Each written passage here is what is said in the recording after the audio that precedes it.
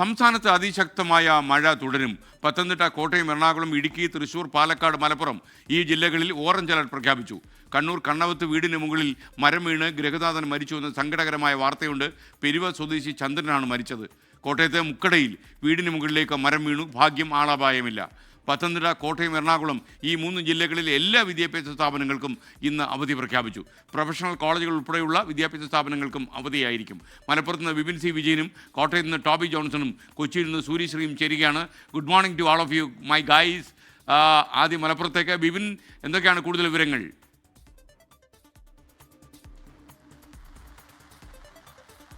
SKN അതിശക്തമായ മഴയാണ് മലപ്പുറത്തും ഒപ്പം തന്നെ മലബാറിലും ആകെ പെയ്യുന്നത്. ഇടവിട്ടാണെങ്കിൽ പോലും ശക്തമായ മഴയ്ക്കൊപ്പം തന്നെ കാറ്റും അടിക്കുന്നുണ്ട്. ഈ കാറ്റിലാണ് കൂടുതലായിട്ടുള്ള അപകടങ്ങൾ സംഭവിക്കുന്നത്.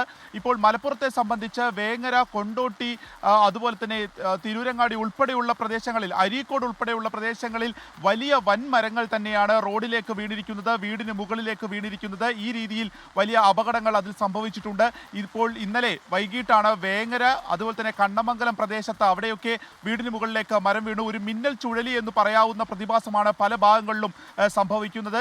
വളരെ വളരെ കുറച്ച് മിനിറ്റുകൾക്കുള്ളിൽ തന്നെ വലിയ കാറ്റുകൾ അടിക്കുന്നു. അതോടുകൂടി വൈദ്യുതി ബന്ധം പാടെ തകരാറിലാവുന്നു. ഈ മരങ്ങൾ വീടിന് മുകളിലേക്ക് വീഴുന്നു.